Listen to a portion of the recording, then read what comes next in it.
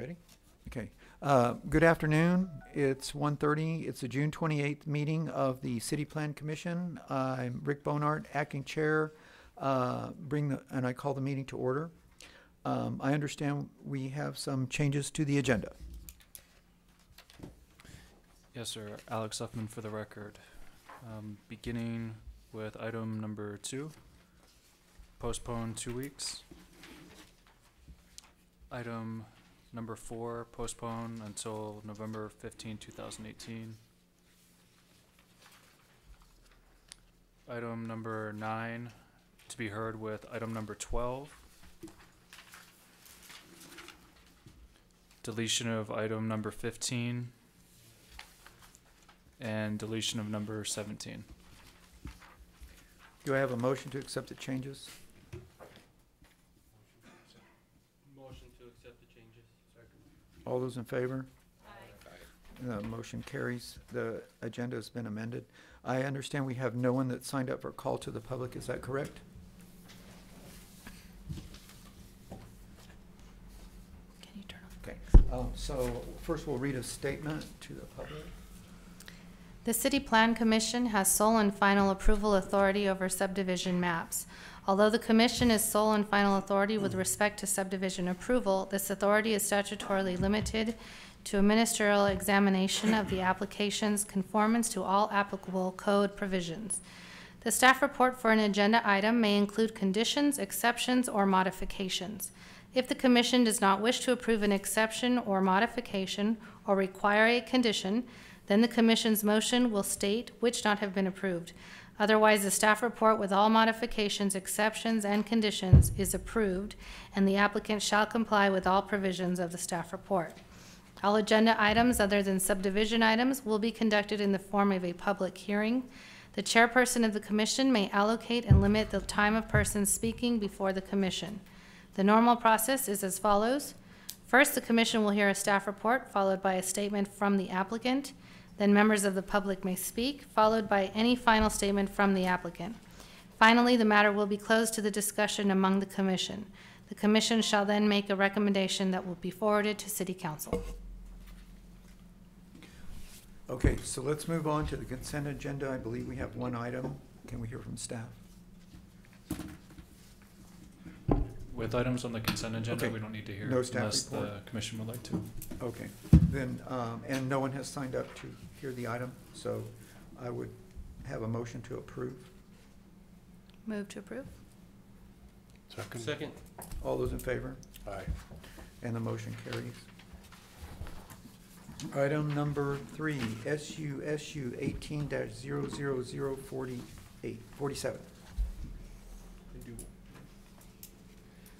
Good afternoon, Chair, members of the Commission, Lucio Alvarado, Plan and Inspections. Item number 3 on the agenda is Morningside at Mission Ridge, Unit 3, a major final application. This is a subject property located south of Paseo del Este and east of Darrington. This is the final plat. The applicant proposes to subdivide 35.397 acres of land in the city's extraterritorial jurisdiction for 179 single-family residential lots and 1 stormwater pond. Access to a subdivision is proposed through the proposed Morningside at Mission Ridge Unit 1 and Unit 2. These subdivisions are located to the south of the proposed subdivision. This subdivision is vested and is being reviewed under the former subdivision code. The applicant is requesting the following modifications, which the City Plan Commission previously approved on May 4, 2017. To allow a 54-foot right-of-way for Gaitan Street, including 4-foot parkways on either side of the street in order to allow for a 7-foot sidewalk on the west side of Gaitan Street. This is to provide better access to the proposed park and to match the existing cross-section within the Morningside at Mission Ridge Unit 1. And to use Aguilar right-of-way located to the north of the subdivision as public linear park. This linear park will not be improved with this subdivision. The applicant's proposal meets policy 1.6.2. However, it doesn't meet policy 2.2.4a.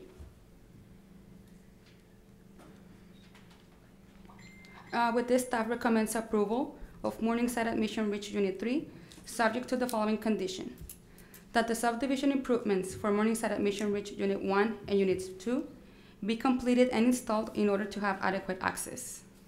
And this concludes my presentation. I'll be happy to answer any questions. Any questions for staff? Can we hear from the applicant?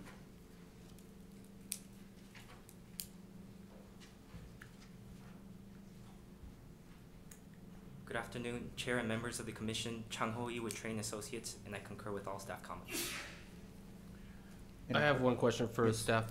What improvements are we asking for? For the Morningside Unit 1 and Unit 2, like the right-of-way to have, because this proposed subdivision, it doesn't have access as of right now, but eventually it will have access through the south of that subdivision. Okay, thank you. Hearing no further questions, I would listen for a motion. Move to approve. Second. All those in favor? Aye. Aye. And motion passes. Okay, moving on, we will take item number 5. Skip one here? No, item 5. SU 18-00019.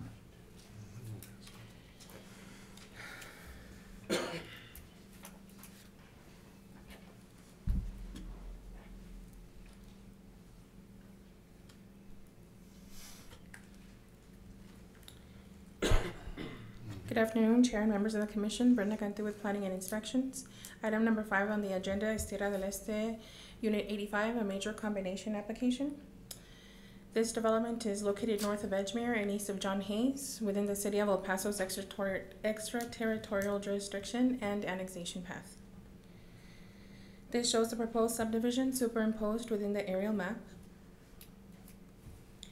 The applicant is proposing to subdivide 82.37 acres of land into 309 single-family lots, 1 park, and a commercial lot and 2 public ponds. Primary access to the subdivision is proposed through Major Road and Edgemere Boulevard. The proposed subdivision is being reviewed under the current subdivision code and lies within the Tierra del Este Tierra del Este 3 Phase 6 land study. This is the preliminary plat and the final plat. The applicant is requesting an alternative design request for Major Road, which is classified as a major arterial. The applicant's proposal exceeds the minimum standards by proposing 65 feet of right-of-way, 33 foot of pavement, 14-foot median, 5-foot sidewalk and landscaped areas, a 7-foot hike and bike, and an 8-foot bike and lane. And the applicant's proposal meets goals 2.1.6 and 2.3.2A and does not meet goal 2.2.6 of Plan El Paso as stated in your staff reports.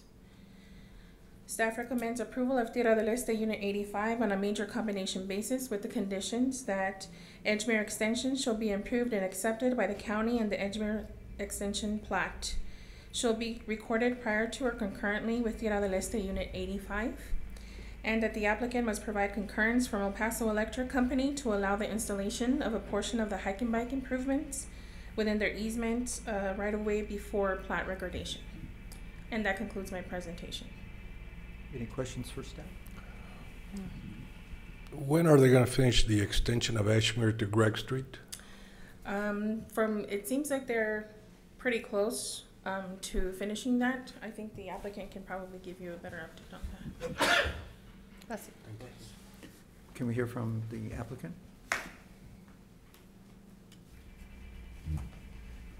Good morning, Commissioners.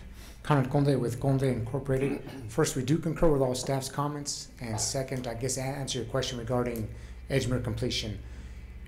Half of it's complete up to the, I guess, Idea School at this point. The other half that'll continue going east, that'll be completed within the next 4 or 5 months. Thank you. And you accept the conditions? Yes. Okay. May I have a motion Motion to approve? with conditions, right? Yes. Motion to approve with conditions. Second. All those in favor? Aye. Aye. Thank you, Motion Commissioners. passes. Item number 6, SU 18-00048.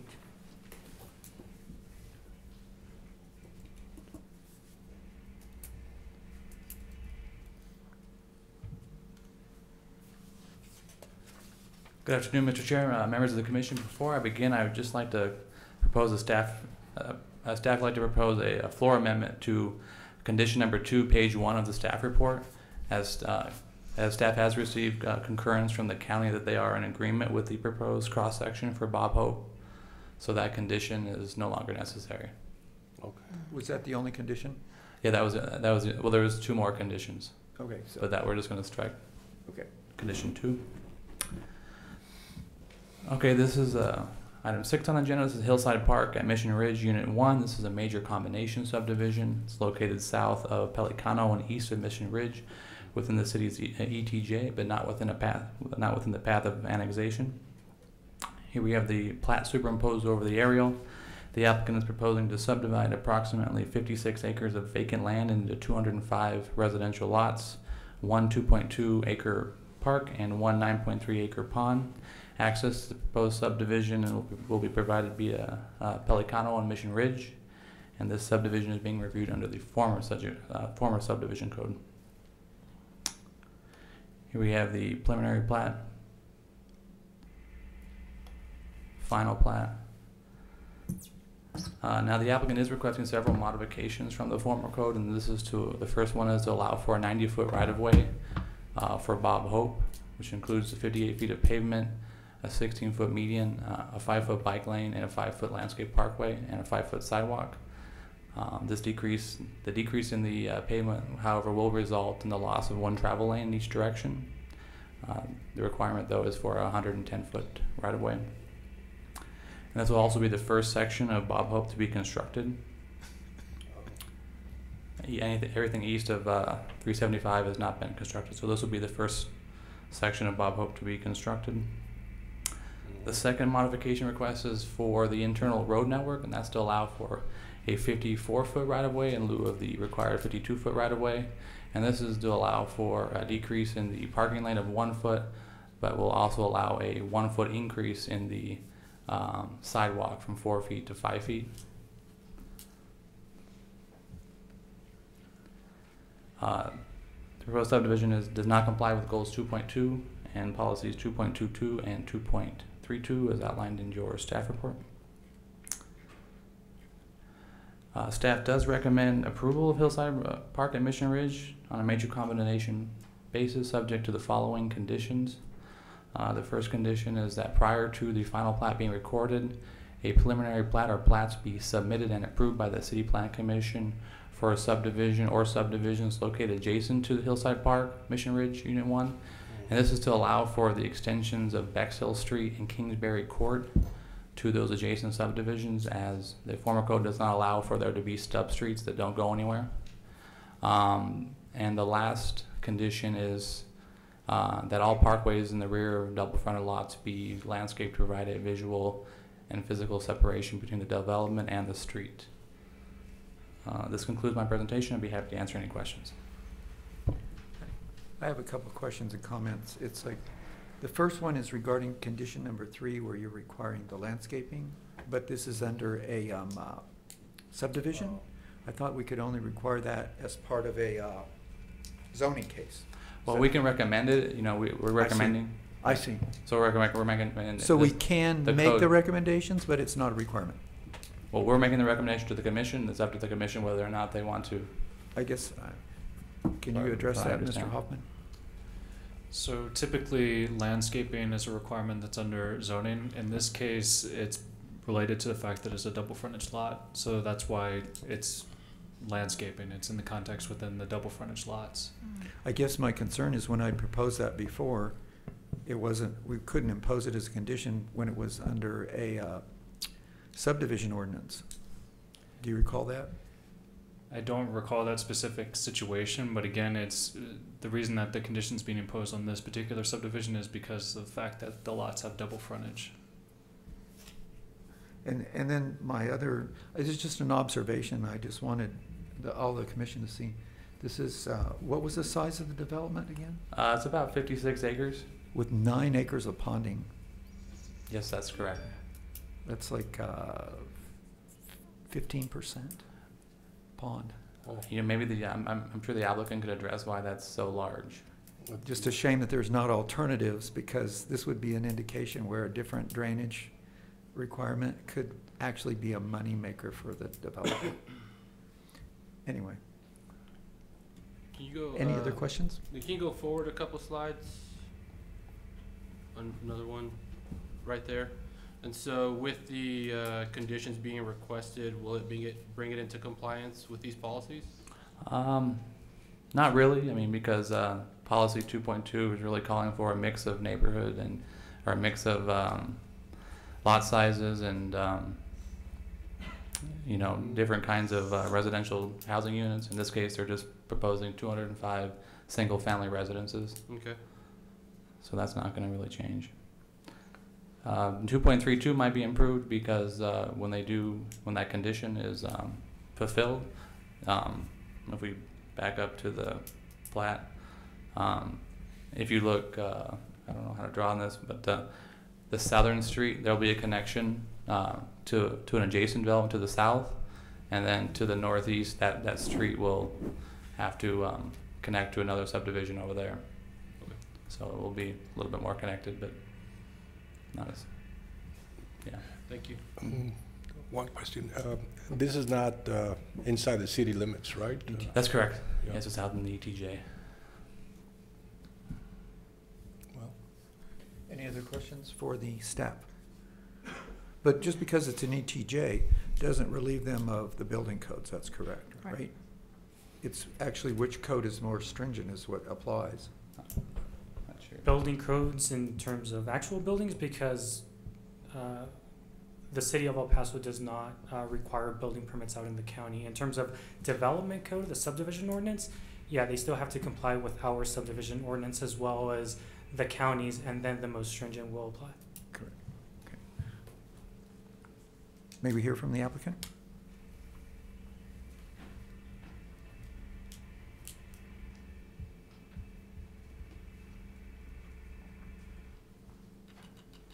Good afternoon, Ricardo Felix with Train Associates.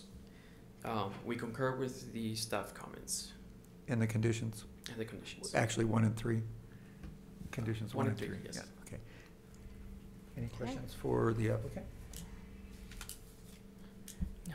Hearing none, I will close for a motion, and hopefully the motion includes that we accept with conditions 1 and 3. I move to approve with conditions 1 and 3. second. All those in favor?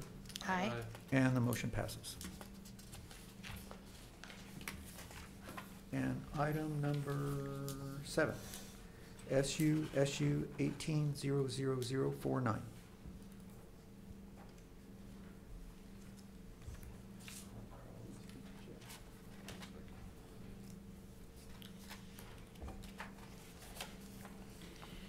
Good afternoon, Chair, members of the Commission. Brenda Cantu, Planning and Inspections. Item number 7 on the agenda is Tres Sueños Unit 14, a major combination application. This development is located north of Montana and east of Andrew Wiseman. This shows the proposed subdivision superimposed on the aerial map. The applicant proposes to subdivide 16.81 acres of vacant land into 119 residential lots and 1 stormwater pond. Primary access to the proposed subdivision is from Andrew Wiseman, and the subject property lies within the Tres Sueños land study and is vested under the previous subdivision code. This is a preliminary plat and the final plat. And the applicant is requesting a modification to allow the use of the current DSC cross sections for local streets. And the applicant's proposal meets goal 2.3.3A, but does not meet goals 2.2.2 and 2.2.5A of Plan El Paso, as stated in your staff reports. And staff recommends approval of Tres Sueños Unit 14 on a major combination basis. And that concludes my presentation. Any questions for staff? Is there any green space at all? Not in this section of the, this is part of a land study, so it will eventually contain in other phases. They're within, yeah, but not within this phase or unit. Remember from Any when I asked the question? applicant. Can we require that they have some green space in this phase of the land study or not? They have. Is there a park requirement? So the Nelson Ortiz with Planning and Inspections, as Ms. Cantu mentioned, this is part of a larger land study. If I'm not mistaken, and I'll refer to the comments from Parks, but I do believe that they've already satisfied their parkland requirements through the land study. So while this particular unit may not contain a park, they are providing parks in other phases of the entire land study area. In terms of the actual park comments, they actually have a total of 2.54 acres remaining in parkland credits. They must have received it in some other area. Mm-hmm. It's just too bad that all these new homes won't have any nearby access to green spaces, all I'm saying. So that's it. So the nearest park, and which is in the staff report, specified in the staff report, is 0.35 miles away. It's pretty far. Okay. May we hear from the applicant?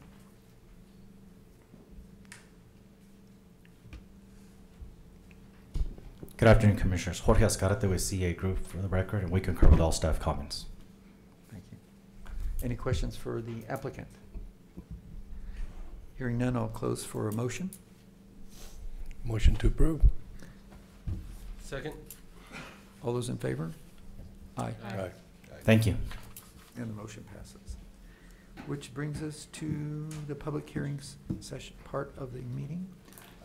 Item 8, SU 18-00035.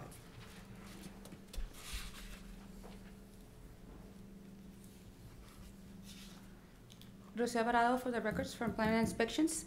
Item number 8 on the agenda is Green Acres Subdivision Replat A, every subdivision combination application.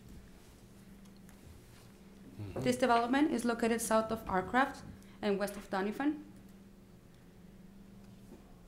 This is the preliminary plat, and this is the final plat. The applicant proposes to re-subdivide 27.10 acres of vacant land for 129 residential lots and 1 park pond. Access to the subdivision is proposed from Arcraft Road. This development is being reviewed under the current subdivision code. The planning division did not receive phone calls inquiring about this proposed project. The applicant is requesting the following exception, which is in accordance with section 1910-50A, to waive the required 10-foot hike and bike along Arcraft Road. The applicant proposes 5-foot sidewalk and landscaping the parkway in lieu of the hike and bike. And this map shows that there are no bicycle facilities within a quarter of a mile. And this is a picture of the existing conditions of Arcraft Road. The arrow within the aerial map reflects the general direction of where the picture was taken from. In addition, the applicant is also requesting an exception to exceed the maximum block perimeter for blocks 1 and 6 as per section 1915-80.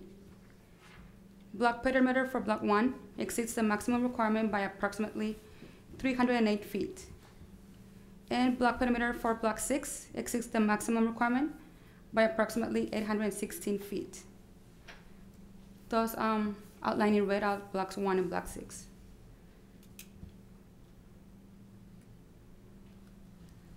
The applicant's proposal meets policy 2.2.4A and 2.3.2A of Plan El Paso as stated on your staff report. And staff recommends approval of Green Acres Subdivision Replat A in a in a re-subdivision combination application. And this concludes my presentation. Can you go back to the hike and bike slide? The cross section? One more. That one. Yeah, there's hike and bike right here. So That's on the river. 25 feet away from the edge, but it's the Rio Grande River Trail. Yeah.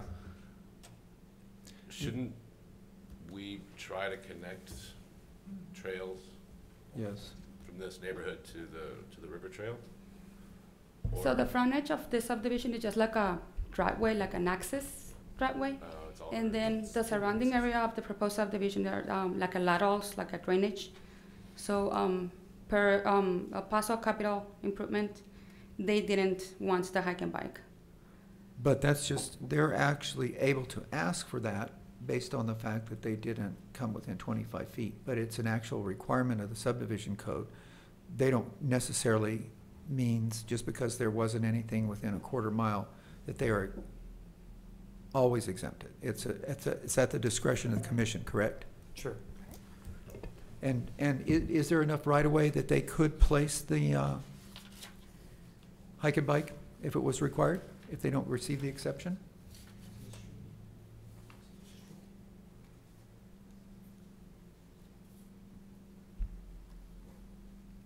They have enough parkway to install a hike and bike. And I can tell you, riding that, it's very dangerous. There's really no alternatives. You're mingled with some very fast traffic in that area, so it would definitely benefit from the addition of a hike bike. That's just my personal opinion. I agree.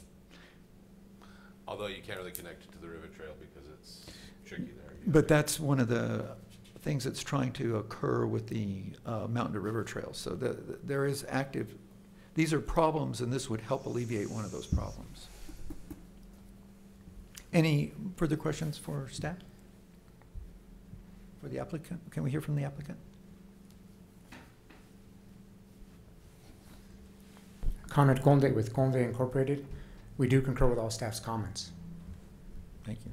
Well, I will close for a motion. I would. This is a public hearing. Oh, sorry, yes. Can we hear from members of the public? My bad. No one signed up. Okay. Hearing none, I will close for a motion from the commission. Can we discuss this a little bit? Sure. I would recommend not giving Motion them to the approve waiver. without the No, waiver. I'm just saying, except that technically it's really difficult to make any connection to the river trail there. I mean, our craft is elevated above this lot. Well, when you're coming up that area, it's difficult because of the lack of facilities. But there, in other words, when I'm bicycling in that area, what you have to do is you have to get off and lift your bike over this weird fence thing that they've got. I mean, I think that any addition to the amenities in that area would make it better. Anytime you're getting somebody off a freeway ramp, you're better off. And this is just providing a small piece of connectivity. The issue is, for me, we have thousands of miles of streets and 147 miles of bike paths. You're always going to be able to ask for this exception. Right. And I think that this area would benefit from those amenities. It's a small portion that he's providing, but I think it helps to begin to form a network. Can I ask, I was gonna ask the applicant, is there any reason why you guys weren't wanting to consider that? It's not a matter of not wanting to consider. Yeah, first things first, you have to talk about, you're talking about our craft frontage road, which is controlled by Texas Department of Transportation, not us. And so they have what they call their own striping on our craft access. It's kind of like a bike lane as it is already there. And so they prefer us to do a sidewalk. And so we're complying with Texas Department of Transportation requirements. And so that's what we're trying to do. We always try to put hike and bike, you know that, everywhere we come. Right. This is one where it would lead to nowhere Yeah. if you did it just in our parkway. It would lead, you'd have no connection. There's nowhere to connect to. And to us, that does not make any sense. I think it would eventually lead to somewhere. That's my I don't. opinion. Okay. I think you're right.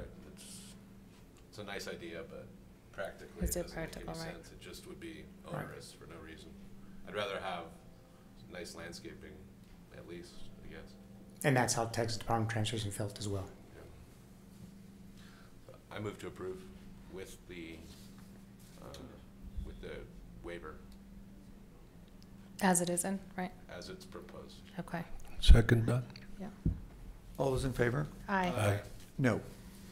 So do we need to poll? Commissioner Hernandez, Yes. Commissioner Cummings? Yes. Commissioner Bonart? No. Commissioner Munoz? Yes. Commissioner Uribe? Yes. And the motion passes. Thank you, Commissioners. Okay, and so we are moving on to item number 9. 9 and 12 together. 9 and 12 together. So that would be PLCP 18-00001 and PZRZ 18-00025.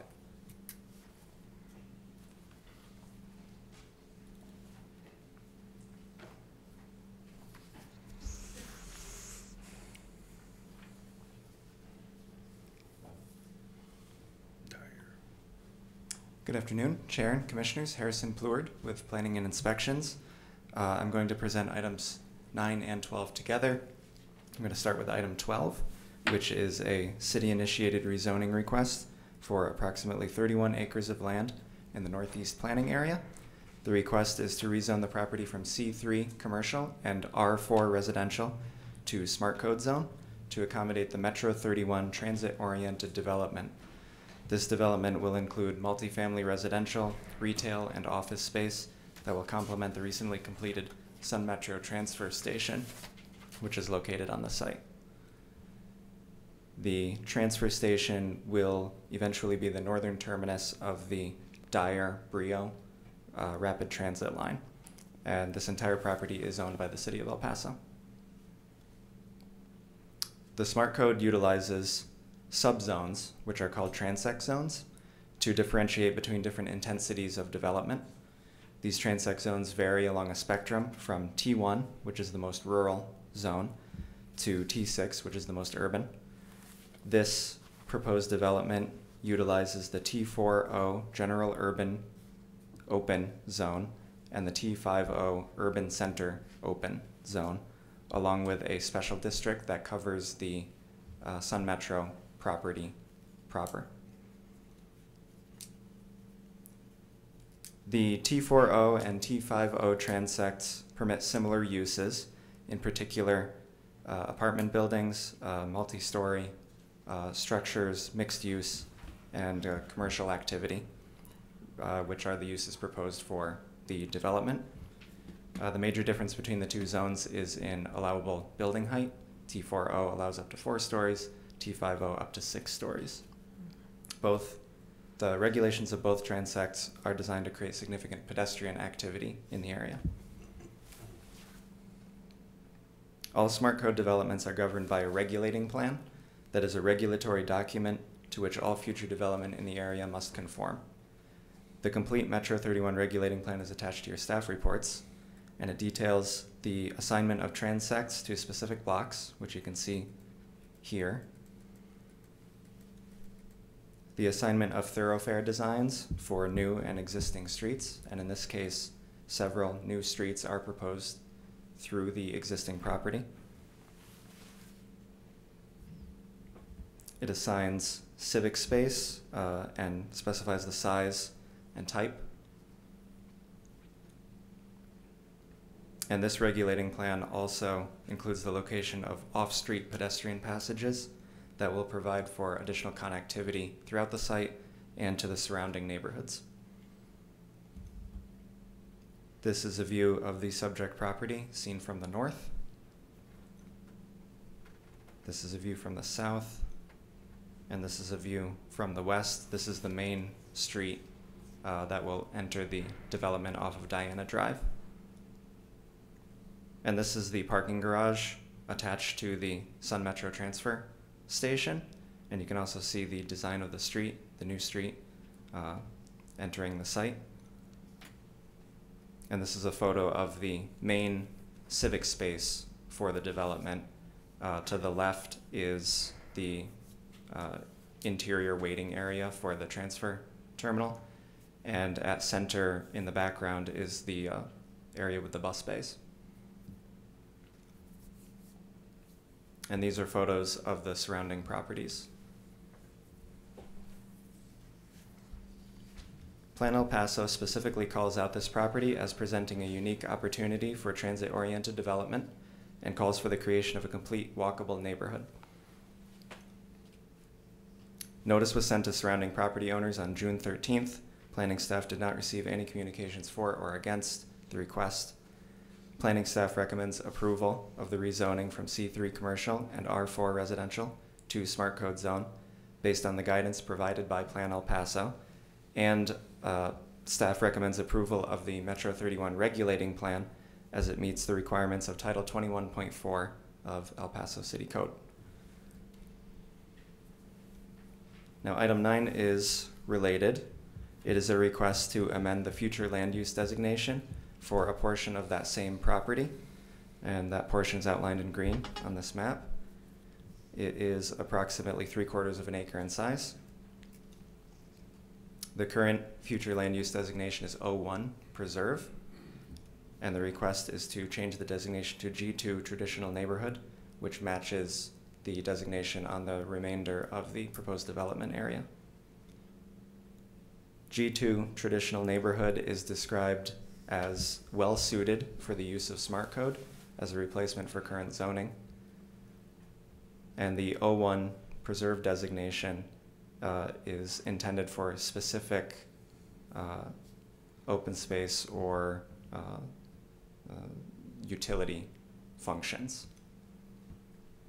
This aerial is from 2010, and it shows that the subject property was previously developed as part of the Northgate Mall complex, and so the O1 Preserve designation is not appropriate for the property. And planning staff also recommends approval of the future land use map amendment due to the compatibility of the proposed designation with Smart Code development as proposed for the property. And that concludes my presentation. If you have any questions, I will take them now. I have a question. Is Yes. this is a TERS, correct? Is this one of the Northgate Mall of TERS? No? No, I don't believe so. Who's the developer on the parcel? The developer is Hunt. Okay. The city has already entered into a development Okay. agreement with them. But the city remains the owner. And what Yes. percentage of the property is going to be commercial? Do you know? We don't have the details exactly yet. Okay. I have a draft site layout here, but this is not finalized. Any other questions for staff? Or the applicant, all in one? All right. Yeah, I would request that if you make a motion, that you make a motion for both items together. Oh, yeah, I make a motion to approve both items 9 and 12. Second. All those in favor? Aye. And motion carries. Public hearing item, rezoning PZRZ 18-00008.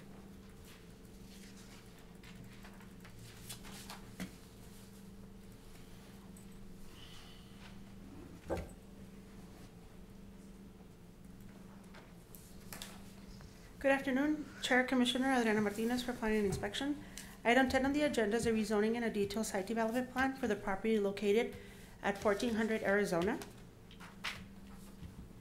The owner is requesting to rezone the subject property from R5 to SD. The development proposes a side street setback, a side and a side street setback reduction to allow for a triplex.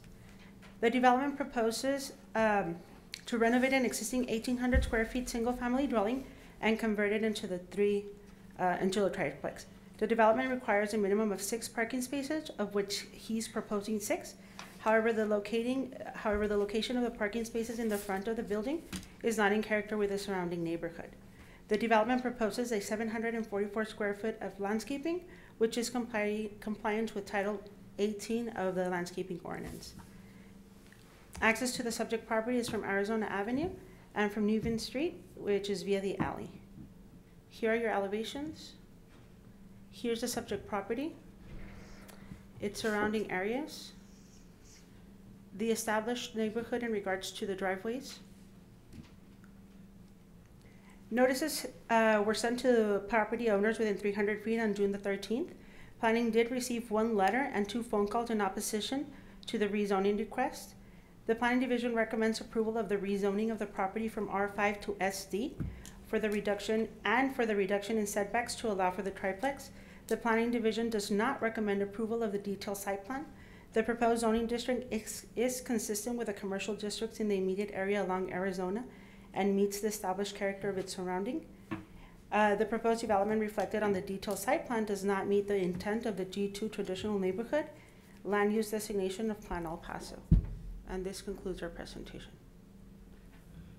Any questions for staff? I have a question. So what particularly is the problem with the site plan? Just again, so I understand. We're not approving parking in the front. The neighborhood around none of the properties, as we can see right here, nobody has front parking spaces. And how many parking spaces are there? 3? So he needs a total of 6. So he's proposing 3 in the front and 3 in the back. So we're okay with the rear portion of them. Just the front part of them, the 3 in the front are not compatible with the surrounding neighborhood. Can we see the site plan again? Sure. And so keep in mind that when we're making recommendations as it relates to zoning, that what we're looking at is the compatibility with the surrounding zoning as well as what the future land use map and the comprehensive plan calls for. So we do have general guidance in terms of what those design characteristics and elements are. And so in review of those and what the context of the surrounding neighborhood is, that's why a recommendation is what it is. But so we're just providing that recommendation to this. But if he eliminated those 3 parking spaces in the front, would he have enough parking to accommodate what he's trying to do? You would need to request a parking reduction. So no, without those 3, he does not. Correct.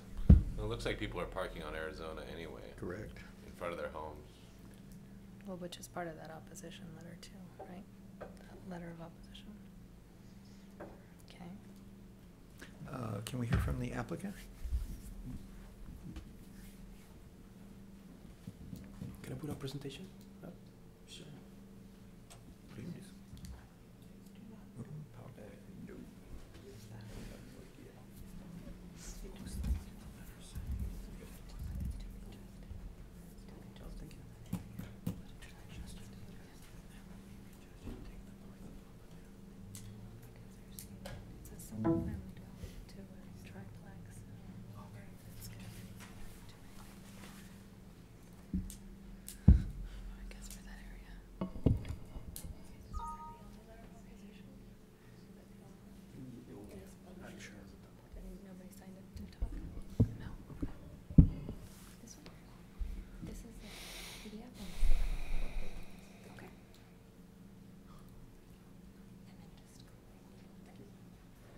Good afternoon, this is Mario Silva, and this is my project. When I presented the project, it complies with the Muni Code, and after 2 months, we noticed that the G2 overlays on top of it. But I want to provide some points why this driveway in the front, it's a benefit for the community and my neighbors. First of all, we have the parking issue, and the neighbors comply with it, and for that, we're gonna keep cars off the street so my neighbors can actually utilize the rest of it.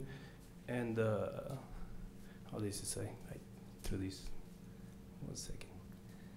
Okay, I'm not against the planning principles. What I'm against is just throwing a blanket to an old neighborhood that had when it was designed, it was not designed with a car in mind, and now we want to do this traditional neighborhood and new traditional neighborhood and old traditional neighborhood that is car-oriented, and one of the main problems in this one is the parking. Another one is traffic speed limit. The other one is vehicular visibility and natural events that you can see in that intersection is kind of difficult too. So it was a site plan, the proposed site plan with the 6 parking lots complying with it. Landscaping. Also, I was requested to do a little study of driveways, and as you can see, like just around my block, you can see 4 driveways in it, and one of them it has to park in the front. The rest, you have the driveway and have to park in the garage in the back. But the slide on top is all the driveways that you can see, and this is not the whole street of Arizona, but you see there's quite a few driveways facing Arizona Street. So And also in 2016, I applied for a driveway in the front. For personal reasons, I was not able to build it, but I obtained that permit. It's on that record, so it's still there. And then the parking problem is pretty much, that's where the red items is where all the people parking in. My neighbors, myself, visitors. And also speed limit, you know, it's you're going downhill Arizona in the intersection, so sometimes people tend to drive faster in there. And police stops in that corner and pulls them over. The visibility, when all the cars are parked, usually all the way up on Arizona Street, is very limited. And if we put the driveway in there, the cars are gonna have to pull back on the parking, and you have better visibility for the drivers and can prevent accidents in that area. The other is nature. When it rains, you know, the water runs down from uphill and mud, and you'll have in that intersection a big pile of mud. So it would be painful for me, my neighbors, or the tenants to park on the other side of the street and have to cross back in the bad weather or going to work at 6 in the morning. And that's some of the benefits from the driveway. And those are the existing conditions of the house, and pretty much that's the average conditions of the neighborhood right now. So it's being beat up for quite of 100 years now. So the intent is to make a nice improvement there, and you know, hopefully the neighbors also can start doing the same and improve their residences. And as you can see, the driveway in there is not as intrusive. You know, it's gonna be covered with some landscaping areas, and I believe it's a good design intent to as a benefit for the neighbors and myself and visitors. Also for Thanksgiving, it gets packed in there, so if I go to the store and come back, there's no place to park for myself, so it's another. Thank you. Thank you. Do we have any questions for the applicant? Are there any members of the public who would like to address? Hearing none, I'll close the commission for a discussion or a motion. Well, I'd just like to say appreciate the applicant doing his due diligence in the presentation, and I would move to approve the rezoning with approval of the detailed site plan. I second that. We have a motion and a second. All those in favor? Aye. Aye. Aye. It was the Mike Tyson thing that got me. Yeah. I was on the fence until I saw that. Well, to be, Or on the ropes. I think what's more important is his alternative would be to come and ask for a waiver, and then he's parking on the street. So that would. I think is- Thanksgiving made all the sense too. Okay. I'm coming Okay. over. Item 11, PZRZ 18-00020.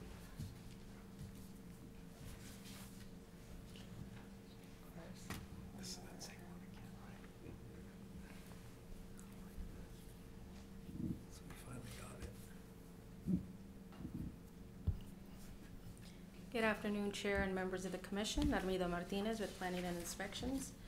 Item 11 on the agenda is a request to rezone the subject property located at 2915 and 2923 Central from A3 Apartments to C1 Commercial to accommodate an office warehouse. The property is 0.33 acres in size and is currently vacant. Access to the site is through Central. The general concept plan shows a proposed 6,000 square foot office warehouse building. This slide shows a conceptual site plan imposed onto the aerial. This is a subject property. This is a view of the surrounding properties. The south and west are zoned commercial, and the north and east are zoned apartments with an alley to the north and a house to the east. Planning received one phone call and letter from the same constituent opposing the rezoning request and 2 letters of support. Staff recommends approval of the proposed zoning request with a condition that a 10-foot landscape buffer with high-profile native trees of at least 2-inch caliber and 10 feet in height shall be placed at 15 feet on center along the property lines adjacent to residential or apartment zone districts or uses. This requirement shall be an addition requirement to the requirements of the landscape ordinance. The proposed development is consistent with other commercial districts in the general area along Central and Paisano. The proposed development also meets the intent of the G2 traditional neighborhood walkable land use designation of Plan El Paso in the central planning area. This concludes my presentation. Are there any questions for staff? Maybe hear from the applicant. Good afternoon, Commissioners, Mr. Chairman. My name is Ray Mancera. I'm here representing the owner. We concur with staff comments. I'd like to have an opportunity, if somebody does indeed step forward, I'd like to rebuttal at that time and make a presentation. But at this time, I hope there's no need. Thank you so much. And you agree with all comments, and you're okay with the extra condition of the landscape buffer? Is that correct? The answer is no. What I wanted to ask is that when we drafted the landscape ordinance in the late 80s, early 90s, we drafted it with everything in mind, trying to mitigate any impact from residential to commercial, apartments to commercial. And I just feel that it's sufficient in this particular case for two reasons. One is that if you look at the piece of property, the corner property is C1, and then you have a small 25-foot wide vacant piece of land, and then you have my client's property. My client, we're trying to buy the piece of property, and also the gentleman in the corner, the money exchange files, also wants to buy it. There's no question about it that it's going to be commercial. You're going to be seeing that case come in either through us or through Melek, because to put a home there, it's almost prohibited because of the lot dimensions of it. So I don't see a single family house going in there. I don't see any apartments. I see most likely either heat builds or we either they buy or we buy, and we just simply come in with a request for C1. They have C1, the corner property, Melek. We have C1, and we're asking for C1. So I think the landscape ordinance already addresses issues having to do to mitigate the impact of commercial to residential. I'd like to ask that you all just concur with that, but it's your choice. Thank you so much. Okay. And is there any member of the public which wishes to speak on this item? Hearing none, I will close for a motion.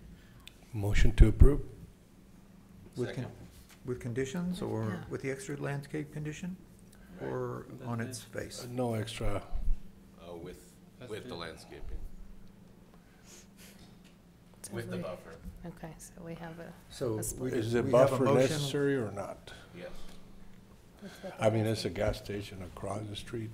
It can be more than a C1. It can be I always vote for more trees. So we don't have a second for the motion without conditions, or do we? No, hearing none. Well, then I'll modify it with the buffer then. Then the motion dies. Can we have a second motion? I move to approve with the condition of the landscape buffer. Second. All those in favor? Aye. Aye. And the motion carries. Item 13 is PZD 18-00012.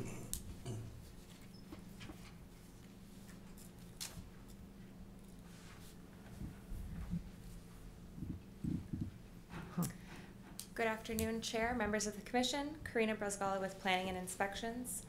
Item 13 on the agenda is a detailed site development plan for property located south of Gateway East and west of Zaragoza. The subject property is approximately 3 acres, zoned C4CSC. There is an existing 10,500 square foot office warehouse building on the subject property, which will remain. The applicant is proposing a new office warehouse building, which is a permitted use in the C4 district.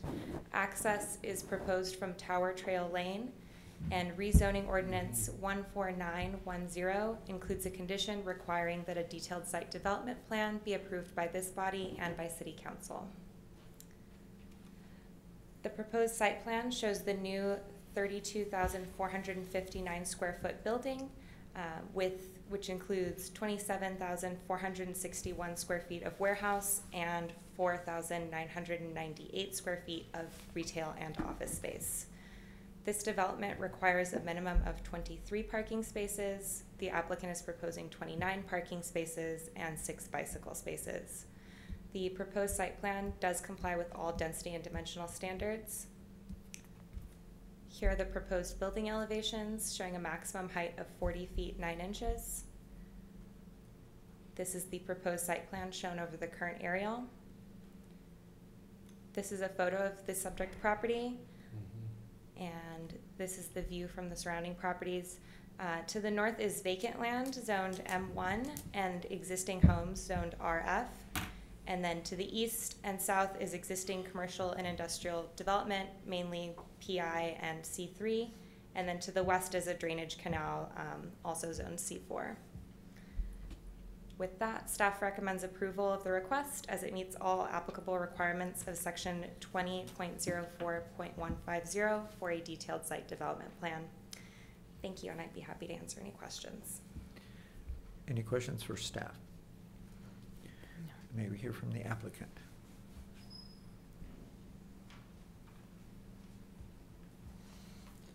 Luis Javier Lopez representing the owner. We do agree with our comment. Any questions for the applicant?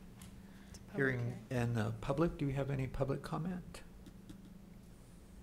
Hearing none, I'll close the commission for a motion or discussion. Move to approve. Second. We have a motion and a second. All those in favor? Aye. Aye. And the motion passes.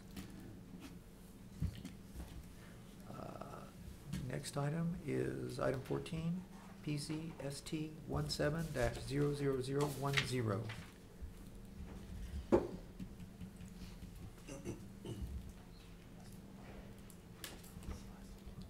Adriana Martinez for the record. Item 14 on the agenda is a special permit and a detailed site development plan for the property located at 1420 Hawthorne.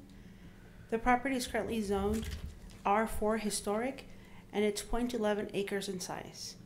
The applicant is requesting a special permit and a detailed site development plan review to allow for a side yard setback reduction from the required 5 to 0.5. The proposed setback reduction is to accommodate a 230 square foot covered porch. The applicant is also requesting a lot width reduction from the required 50 feet to 42 feet. And we're also requesting a 100% parking reduction.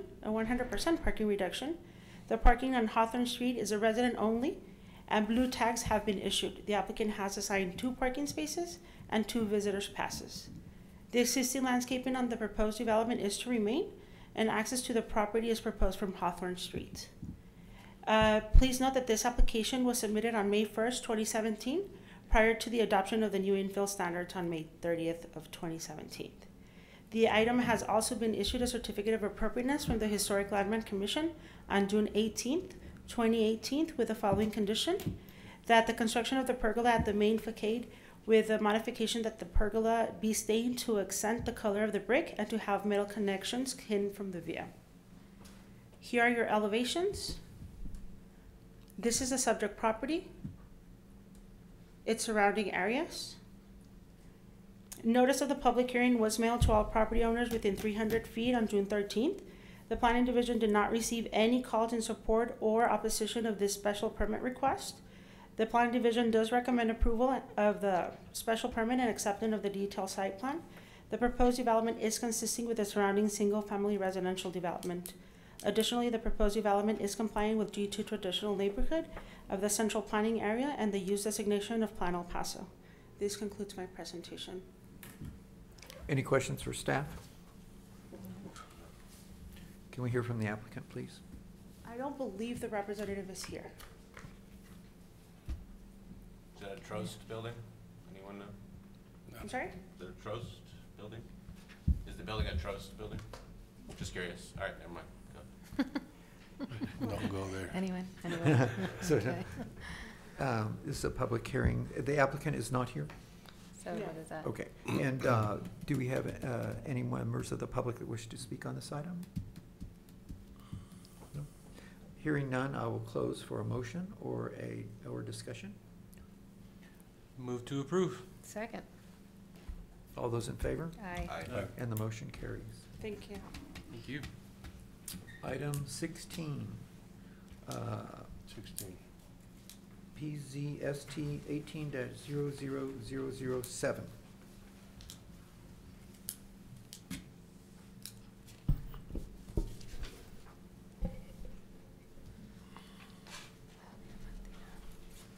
Good afternoon, Commissioners. Andrew Salom with Planning Inspections. Next on the agenda is a special permit application for property located at 5820 Tambudo Court.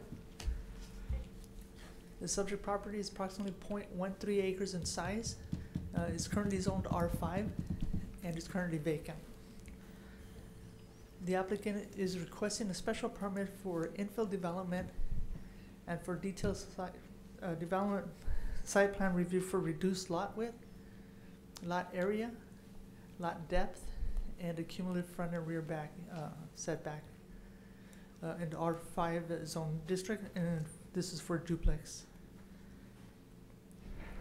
The detailed site plan does show a new total of 1,910 square foot duplex, 14 feet 8 inches in height. The applicant is requesting the following reductions from the required lot area of 6,000 square feet reduced to 5,903 square feet,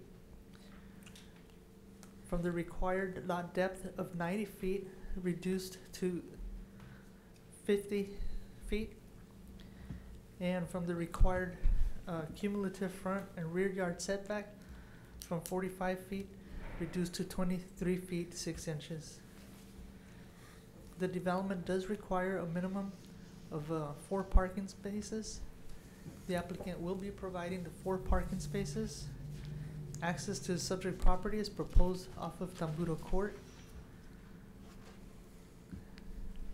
This is the elevation.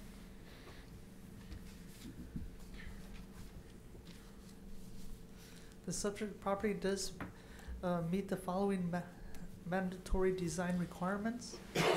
The applicant was granted an exception to access via the alley due to the alley right-of-way being not improved or unpaved, and this was per section 20.10.280, section C, 1I, 1D. The development also does comply with the 4 selective design requirements. This is a subject property. This is a view of the surrounding subject property area. Planning Division did not receive any communication in support or opposition to the special permit request. Planning did not receive any comments from any of the reviewing departments. Planning does recommend approval of the special permit. The property meets the requirements of section 20.04320. Special permit 20.10280 infill development, and 20.04150 detailed site development plan. That concludes my presentation. Any questions for staff? No. So I have one. Regarding the alley, it's dirt and to remain dirt? Don't see if you have if you can bring up the presentation, please. Okay. It is. They're stabilizing it. It's not improved. It's not paved. Is there plans to do that? Because I know that's been a big issue with TCEQ.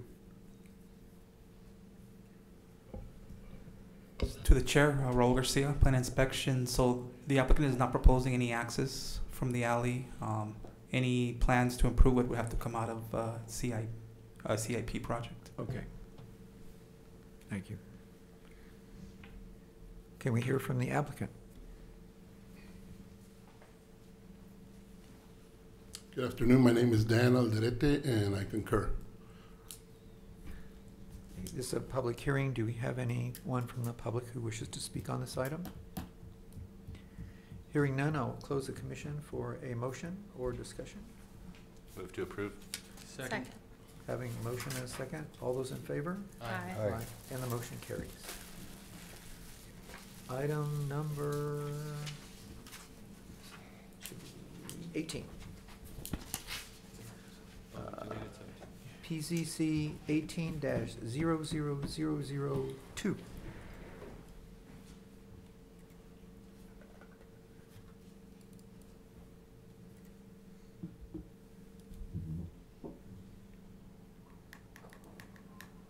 Whoa, 1986.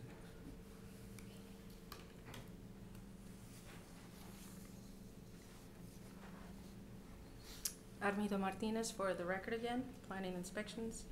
Item 18 on the agenda is a request to release conditions 1, 2, 3, 4, and 5 imposed on the subject property by ordinance number 8559, dated January 14, 1986. The request is for a parking lot that will be used to provide additional parking for the Westside Regional Command Center. Property is currently zone C4.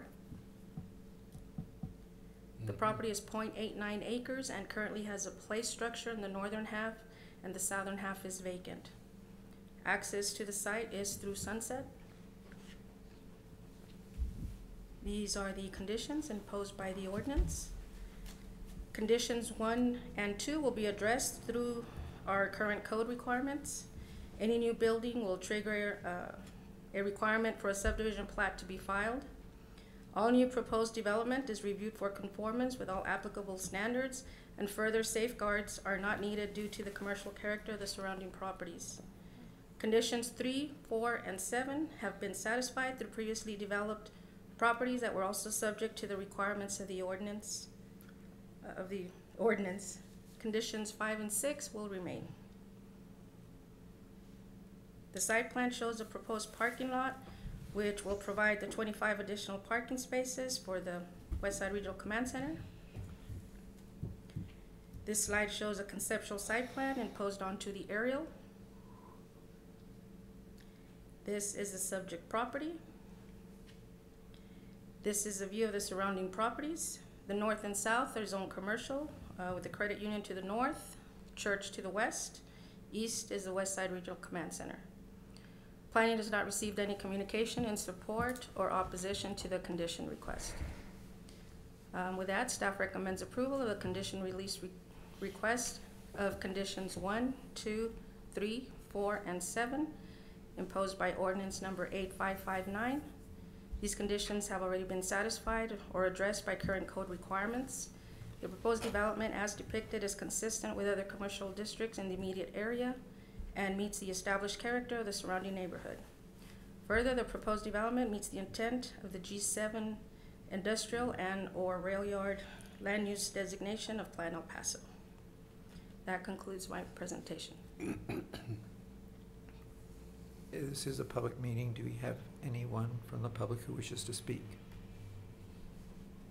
Hearing none, I'll close the commission for a motion or a discussion. Move to approve. Second. All those in favor? Aye. And the motion carries. That brings us to item 19, discussion and action on minutes from June the 14th. Do we have a motion to accept or any amendments? A motion to accept. Move to approve. Second. All in favor? Second? Yes. All those in favor? Aye. Aye, and the motion carries. Item 20, discussion and action on ordinance amending Title 20.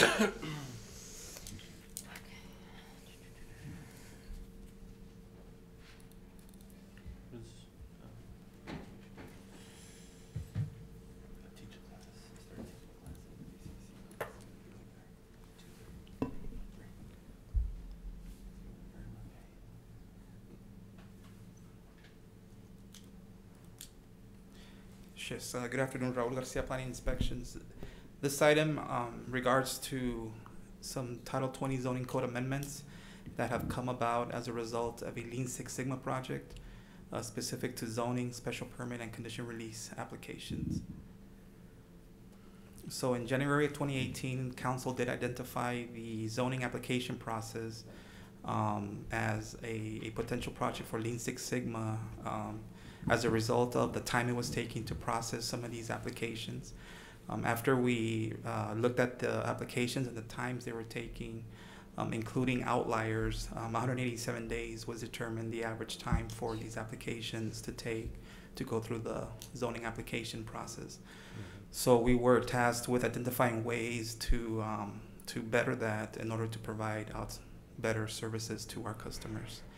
Our meetings began in February of 2018, again with the goal to reduce inefficiencies and identify things that were tying up or delaying these applications in order to come up with a result that would deliver customer service in a complete and timely manner.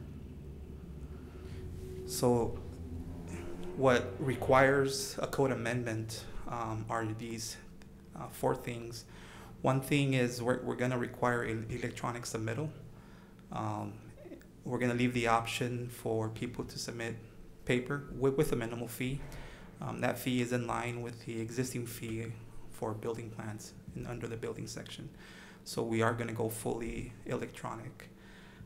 We are removing the requirement for a conceptual site plan on rezoning applications. Again, our rezonings are specific to the land use. Any use permitted in a proposed district would be permitted on that property. So the benefit for a conceptual plan, really, we didn't see it. So we've decided to go ahead and remove that requirement for zoning applications. We've also added some expiration deadlines in order to mandate staff to move these applications forward to council after CPC has acted on them. And that's going to be a 60-day deadline with the option at the applicant's request for another 60-day extension. And again, that would be only at the applicant's request.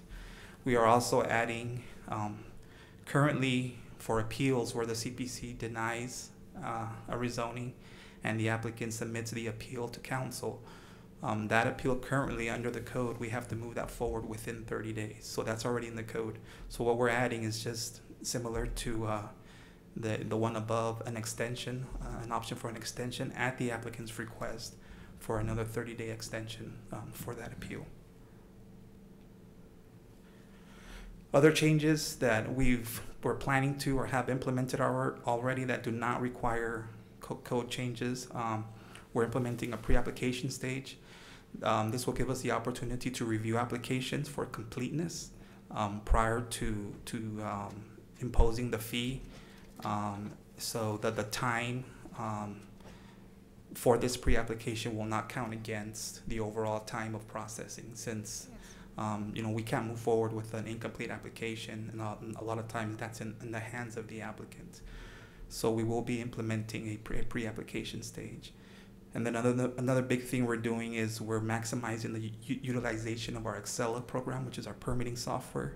We've had it for a while, and we found that it just wasn't being utilized to its fullest benefit. We plan on doing that. We'll be mandating all user departments to submit comments through Excella. We're working with IT to accomplish that. All documents will be distributed through Excella. We'll be able to track deadlines when applications are out for corrections, and again, when the time is in the applicant's hand, we'll be able to track those things through Excella. And applicants will also have full accessibility to view their submittal, their applications in Excella, and identify the status of their applications. So applicants will have access to Excella. And then the other thing we've already begun is we brought back the DCC, the Development Coordinating Committee. This is a bi-weekly meeting of internal departments and the applicant, where we, before the application comes to CPC, we present the application and we discuss and work through any comments or issues that are there. So we've already had 3 meetings of these and plan on continuing this. So the next steps, this item has been introduced at council. It was introduced past Tuesday. Public hearing for the vote will happen on July 24th. Was presented to the strategic briefing review yesterday, June 27th, with a favorable recommendation. CPC today. Once council approves these changes, they will be implemented and we'll be able to apply them to incoming applications for a period of time, so we can process hopefully the benefits that will result from these changes as far as reduction in times of processing. And then after we have that information, we'll go back to council with an update on the benefits of this Lean Six Sigma project. So again, the main thing being that hopefully these things will help us to process these applications a little bit quicker than what's happening now. That concludes my presentations. Be happy to answer any questions. Yeah. So what is the projected new time frame that you guys anticipate? Sure. You know, without the implementations, it's a little bit hard to, but we can probably conservatively estimate maybe 20 days at least of a benefit, hopefully more. Great. What's the pre-application stage? That's the stage where staff will review the necessary documents needed, the standard requirements needed in order for an application to be complete and be able to move forward. A lot of times we're missing required documentation such as a TIA or detailed site plan. You know, those are major documents that are needed in order for the process to move forward. So those things will be identified during that pre-app stage and will not count against the time as far as the processing. That's going to be awesome. So you're gaining efficiency by just reclassifying something? Well, hopefully it'll encourage clients to submit complete applications. On the rezoning, you're going to remove the requirement for a conceptual plan? Correct. Does that mean? On vacant. On vacant, yeah. Right. So. But we'll still see conceptual plans or detailed site plans? Correct, yeah. It only apply for vacant lands where it's just conceptual. They're that's not good. tied to what they're showing. Yeah, it is. And what action are you looking for from us today to make a motion to approve? Yes, sir. Okay. Was somebody from the public? Oh, yes. Is there anyone who would like to speak from the public? I know he personally has had. Good afternoon again, Commissioners. My name is Ray Mancera. I am here to speak on this item, and I applaud the recommendations that are being made by staff, but I sincerely believe that they can go further than that to streamline the process and get people to answer their question if it's an A or a yay on the rezoning application. We have recommendations. I was there at the January meeting along with members of GEPAR, and so we saw the direction that City Council gave to staff to streamline the process and get the cases before City Council, the sooner the better. I'm here on behalf and representing the El Paso Greater El Paso Board of Realtors. Mr. Jorge Arenas, the Government Relations Director, could not be here. He fell ill this morning. And also Mr. Tom Torres, the President of the association, could not be here. We are a 2,300 member strong organization, the largest in El Paso. Of course, we also belong to the Texas Association of Realtors and the National Association of Realtors.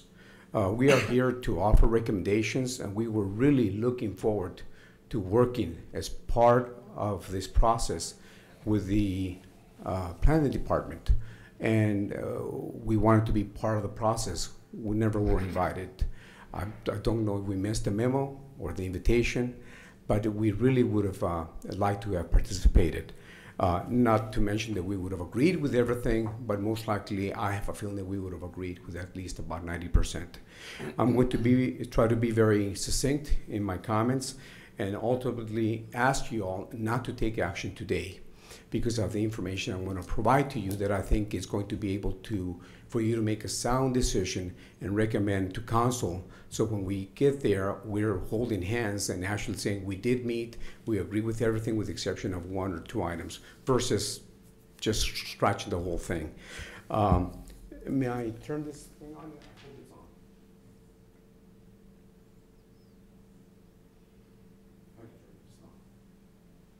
I think they're Please activate. There you oh, go. it's on.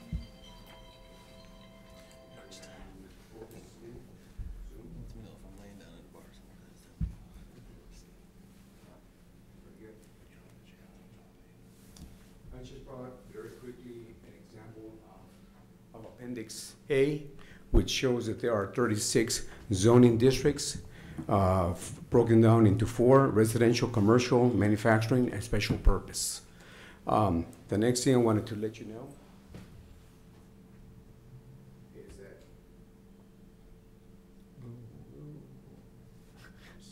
A little bigger. this is a typical application that you just check off, and when you submit a rezoning application, I'm going to show you that I'm going to concentrate on only those 2 items having to do with detailed site plan and conceptual plan. All the other ones, either before or after, stays the same on the application. Just those 2 items.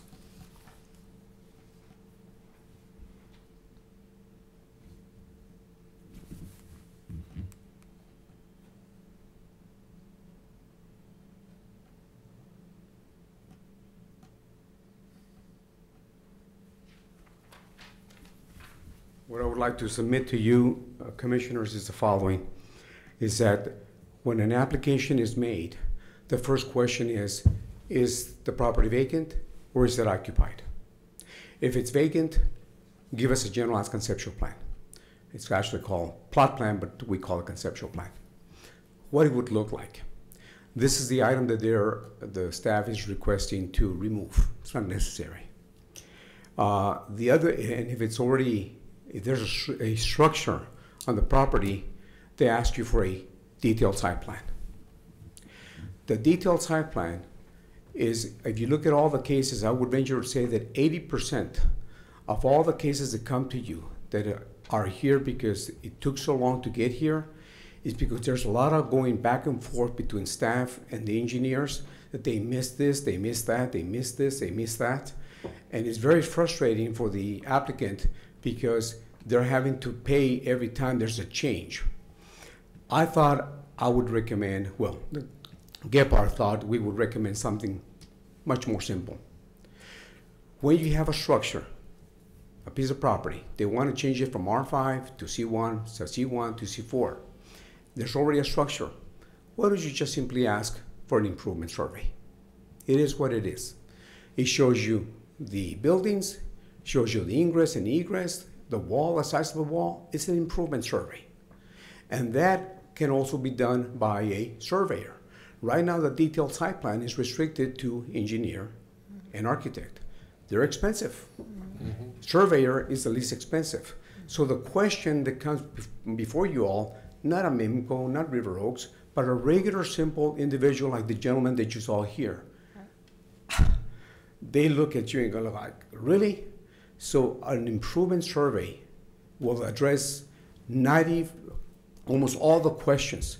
Maybe the question of not, the only question that is not answered in the survey are the drainage. Well, when he goes and gets his building permit, guess what? There's a section called building permits. They will tell him exactly what they need. They will not issue a building permit unless he complies. So it doesn't matter what you all say or not say, what the detailed site plan has or doesn't have. You're not approving any building permits. You're approving only is the zoning requested in conformance with the surrounding land uses. That's really the question before you all. That's the question.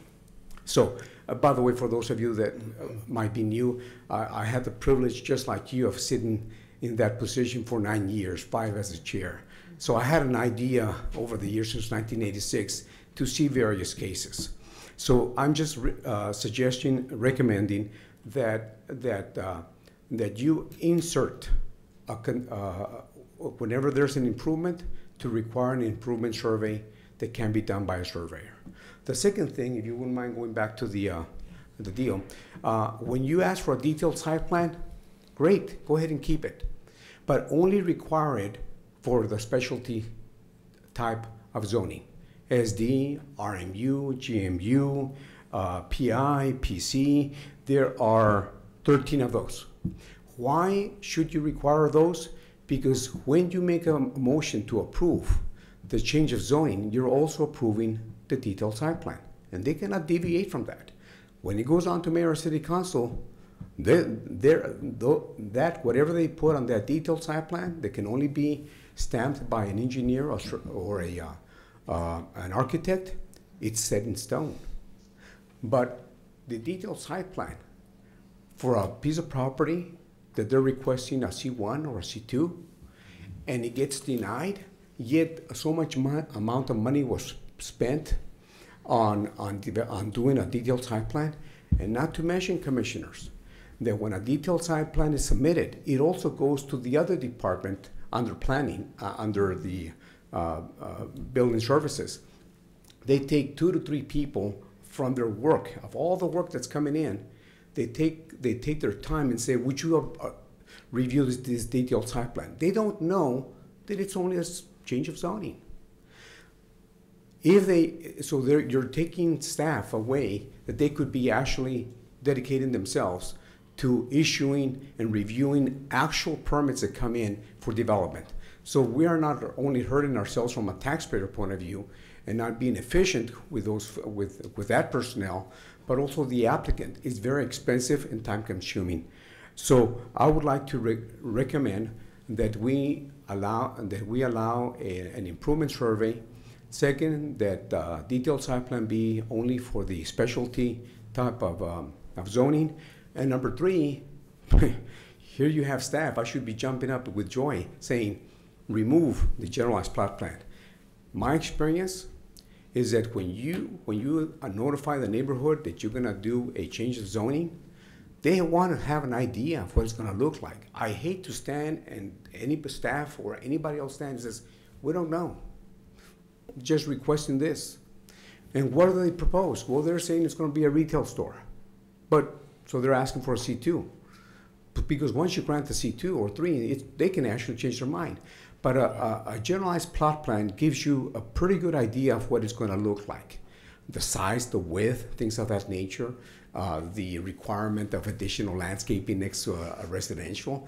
Those are questions that are at least get answered by the public and get answered by city council. And if we remove that, here I am asking, please don't require too much information on the other side. It's expensive, but yet I'm asking you all to keep that. Why? Because the people will be asking for that. So I'd like to ask that you request for planning to get together with the Greater El Paso Board of Realtors, with the El Paso Builders Association, any other trade group out there that deals a lot with real estate, because they have to, at one point or another, they have to deal with these matters, and they lose sales, they lose opportunities, and it becomes more bureaucratic. We're trying to do it, make it less bureaucratic, but still stay within the guidelines of being transparent with the public of what actually is going to go on next door. I would like to request that at the next meeting, it's going to be it's going to be July 12th, and then it's going to be July 26th. If you want a table for 2 weeks or 30 days, that's fine with us. We have been discussing this internally. We're ready to go, but we would like to have an opportunity to meet with staff and have a meeting of the minds, and then stand before you all with much more information and actually allowing you to go forward. Mm-hmm. There's no rush to do this. I don't suspect that from council when I heard them. They're just trying to streamline the process. I think it's great, and so I ask for you all to support my recommendation and not take action until those days. Thank you so much. Were there outreach at first to do this at all? Were you notified? So I can actually provide background Okay. on this. So this actually came forward to us from the city manager, and it's a Lean Six Sigma project. And so typically we don't engage with outside organizations because it's streamlining our processes. We did include some folks from the industry in order to get their feedback on how we could improve our process, but it wasn't looking at making wholesale changes to the detailed site plan. To that effect, I can tell you that the recommendations that Mr. Mancetta is making are in direct contradiction to what council wants. In fact, they want to see the expanded use of the detailed site plan, and the purpose of that is because we need to look at things like elevations. We see that through the respective actions of council to start looking at corridor planning and things like that. So when you just have an improvement survey, you take that away. And so what we're seeing is a lot of the direction is to actually expand the use of the detailed site plan, which is a necessary thing and what best practice shows to be an effective way to actually regulate the types of development that we want to see. And so that's the reason for the outreach that we did do. Again, it was at the direction of the city manager. Although the plan is expensive, once you have the plan, it shouldn't slow down the process. Is that correct? That's correct, and that's what we've been doing in with these changes to the Lean Six Sigma process. There's been a lot of issues, not just with regard to the detailed site plan, but it's missing information in general. So by having the pre-application meeting, that's to address those issues. Without a penalty to the applicant. Yes, sir. May I? All right, I'm a real estate broker. I'm a commercial real estate broker, and I have to say there's a lot of commercial real estate out there that is not being sold or developed because it has issues with the zoning. Sellers are not willing to wait 80 days or 90 days to see what we say here about changing a zoning use. Your father is in the business also, Chris, you know what I'm talking about. I'm also in the business. And you're in the business too. So we always have a problem and we lose deals and properties stop from being developed because this process is very tedious. So I'm surprised that the city is not engaging with the real estate community, which, you know, they're in the front lines of developing and selling commercial real estate. And so if we want all those properties that have issues to get developed, we need to get corrected, and for that they need to go through a faster process here. So I don't understand why it is a problem to engage with the guys that are really there on the front lines to get their opinions on expediting things to make things, you know, to make the process better. Another thing is I always found it ridiculous that they made us do a site plan for something, then the zoning is changed, and that's it. You don't have to build. Whatever you put on the site plan that cost you $2,000, once you got the C4, next day you can do something else. So why making the public spend all that money to see if it's going to work for their business? So again, they pass on certain properties because nobody wants to spend the $2,000 to see if it's going to work. All we need to know is if it's going to work or not. Right. And then, you know, planning commission, the building department will tell us, you know, you can do it or not, or, you know, do so many parking spaces, etc. So I agree with Mr. Mancetta that we need to engage, get an opinion. Nothing wrong with that. If we can table it for 2 weeks, and I would like to hear from the guys that are really in the industry, and have the city consider their comments. I agree. Would you make a motion to the chair? Yes. Just quickly, I'd just like to clarify. Sure. So going back to the meetings that began in February, we started with weekly meetings, and then we ended up with about monthly meetings recently. So it's been an ongoing process, and as mentioned, all user departments were part of this process, as well as a representative of the development community. He was present in all these meetings. He was the voice of the customer, as is part and required of all these Lean Six Sigma projects, to get the perspective from the customer. So that did happen, and these changes are as a result of vetting and discussing with the customer. So that it wasn't ignored, it was part of this process. So a detailed site development plan is still gonna be required, but the conceptual Is not. plans are not. Correct, on vacant, for vacant properties. Vacant property. The reason being, when there's existing development, the applicant is requesting a change, usually an increase of zoning from the city. So as part of checks and balances, we ensure that the existing development is compliant and good to go through that site plan. I mean, we've wasted thousands and thousands Yeah. of dollars on detailed site Yeah. plans. Right. In anticipation of a sale, and you all are right, it takes months. Months. But Even the if you thing have is, a good architect or whatever, it does it in a couple weeks. We've spent $3,000, then the sale walks because you can't wait around, and I know that's not even part of the process that we're talking about here, right? And that's the thing, is I want to make sure that the board's not confusing what the statutory requirements are of state law, right? Because we're talking about the amount of time that it takes. That's a state mandated timeline. Right. And so what we did was we analyzed to see whether or not we can speed that up. I can tell you that compared to other Texas cities our size, we are by far the fastest. I mean, really? Austin, you're Wow. talking about 6 months. They have 3 public hearings that they require. We have 2. And so part of this discussion I recognize is how do we make the process faster, and part of that is looking at our development regulations. Separate and apart from this is what Mr. Mancetta is asking for, is to remove the detailed site plan. Again, I strongly recommend against that, just because it is a tool that can be used for something to better the community, and I recognize that there is a cost involved with that, and maybe there are ways to improve the detailed site plan process, but I would very much recommend against that. But if that site plan has no further use after you get the zoning, what do you need it for? And that's where I'm saying, I mean, you know, in certain instances where we're talking about, you know, existing buildings, I see that being something that we would want to take a look at.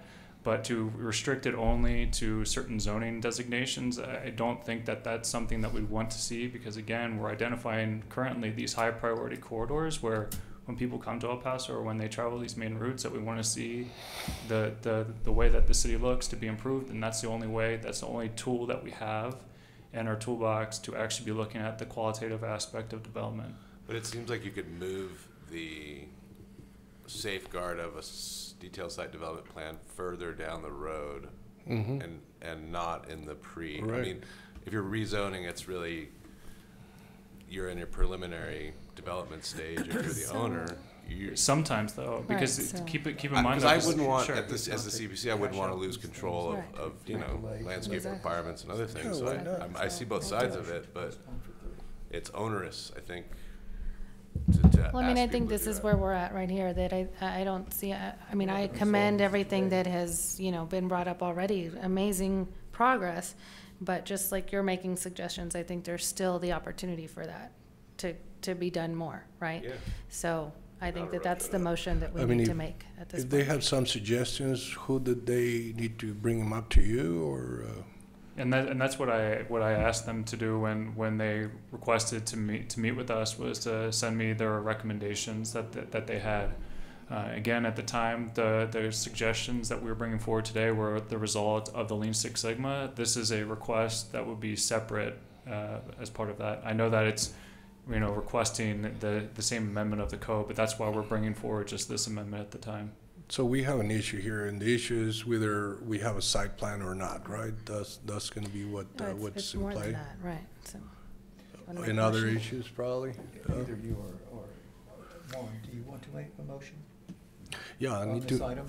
I'd like to make a motion to postpone it for 2 weeks at least, or 3 weeks. I mean, or a month. We want to come back to to a time certain, so to the next. I would like not the- for, not the next meeting, but the meeting after that. I would like for El Paso Board of Realtors to submit their recommendations to the city, and I want the city to analyze them, bring them to us for approval. So I want to table this for 2 weeks. To the chair, if I may, I think it'd be best just to go ahead and delete any proposed changes. We'd have to go back with coordinate with the whole team, with the whole Lean Six Sigma team, and kind of rethink this. So we don't it's have probably any gonna take a lot input? more time than So 2 30 weeks. days.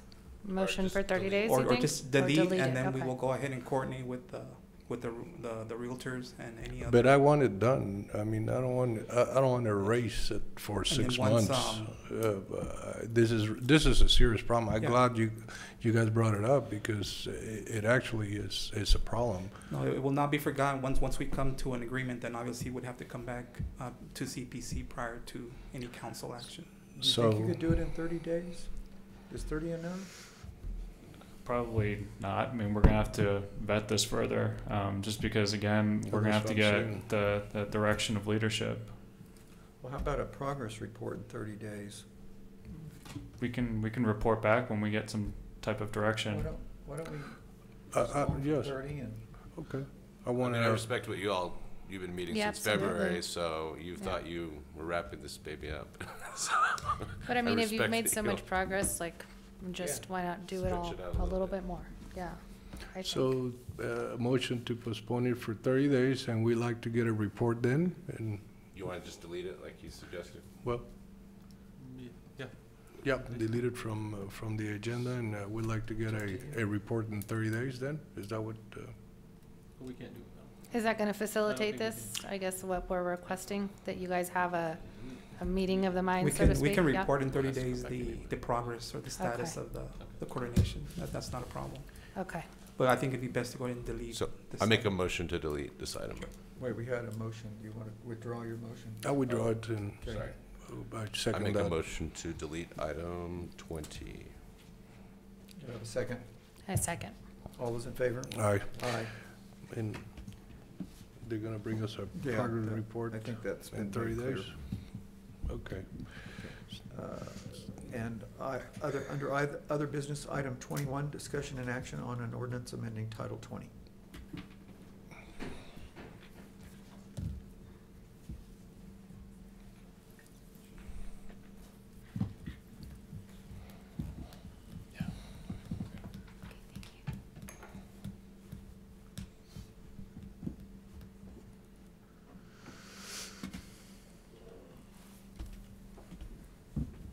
Good afternoon, Providencia Velasquez, Historic Preservation Officer. I'm here to discuss our revisions to Chapter 20.20. That's the portion of the code that governs historic preservation. The code was originally approved in 1978. It was amended in 2006, and we're working on amending it now. We've had work sessions since June of 2016 to the present. The purpose of the revisions to the code is to address gaps such as expiration dates and applications, documentation submittal, and the fee for an appeal, demolition by neglect, violations, remove restrictions for properties listed on the National Register of Historic Places, and an overall to strengthen the ordinance. What we're asking for today is basically one portion of the language. This is 20.20.08A1.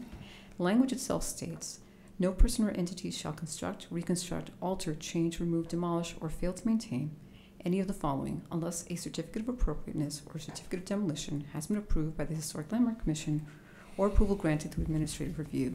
And that applies to any permanent feature on a property listed as a Texas Antiquities Landmark on the National Register of Historic Places. The reason we want to remove this language sooner rather than later is because this is in contradiction with the federal language stating that any property in the National Register is not subject to restrictions. This language is laying the county's survey of downtown, and the county won't continue the survey until this is removed. So what we'd like to do is actually remove this first. Then when we have all the other changes completed and finalized, we will come back to the City Plan Commission. The survey itself is important because the county wants to accurately determine what historic resources are in the area, document each one, and use the findings as the basis for National Register of Historic Places nomination. National Register listing qualifies an owner for state and federal tax credits. The state tax credit is worth 25% of the rehabilitation costs, and the federal credit is worth 20%, and the two can be combined for 45% credit. National Register listing is an honorific, meaning that there are no restrictions placed on the property except if federal funding is being used or if the owner wants to take advantage of the tax credits. National Register listing will not restrict the rights of private property owners in the use, development, or sale of the property, nor will it lead to automatically the creation of a regulated historic district.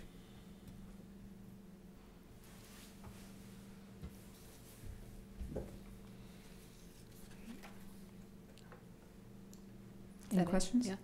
Yes, I do. Yeah.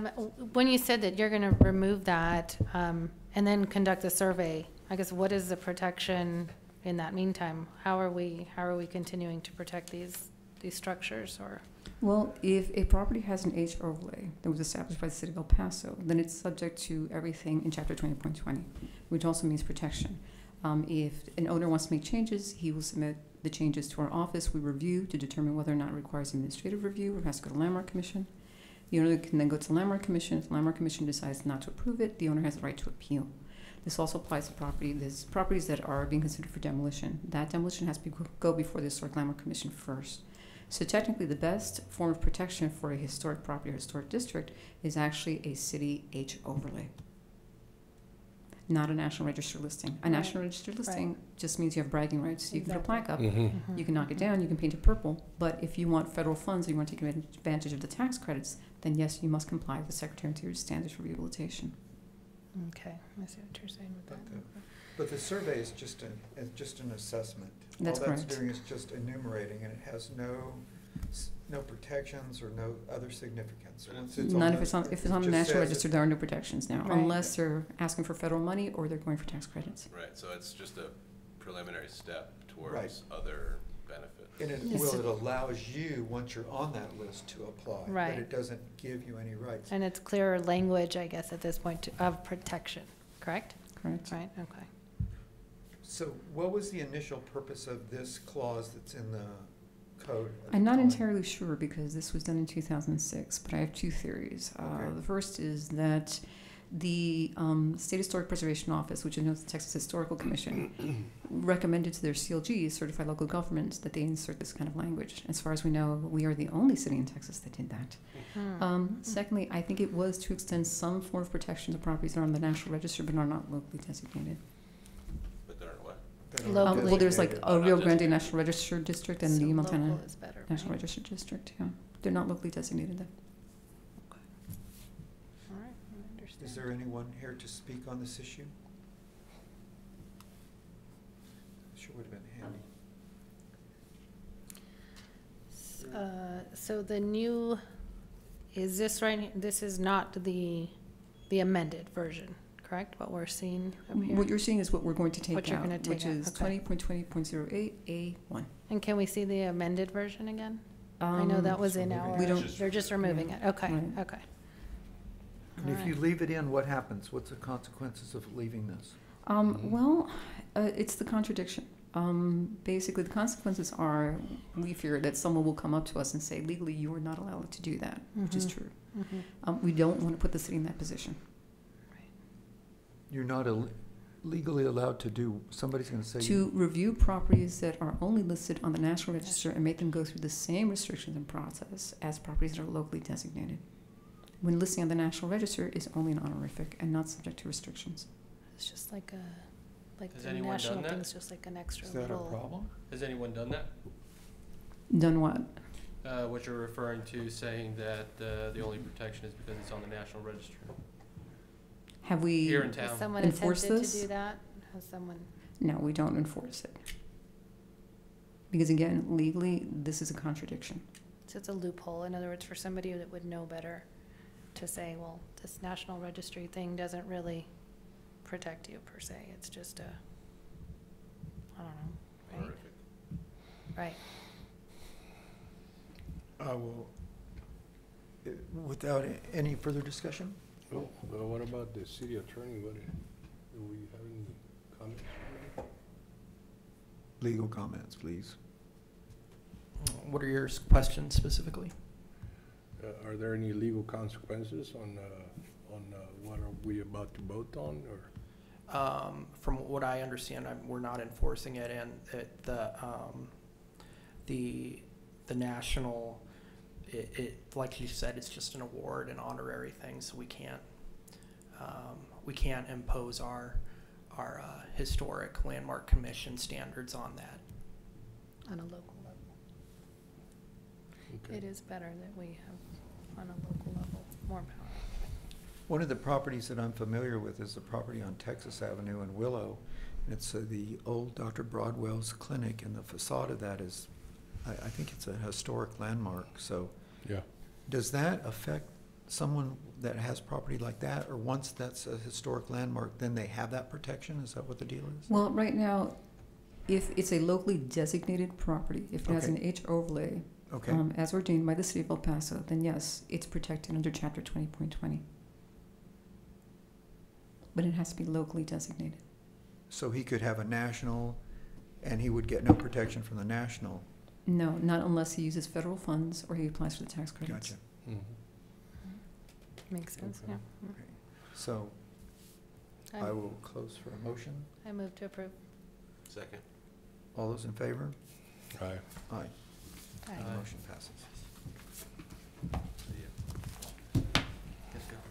Move to adjourn? Yes. I move to adjourn. All those in favor? Aye. Done. See ya.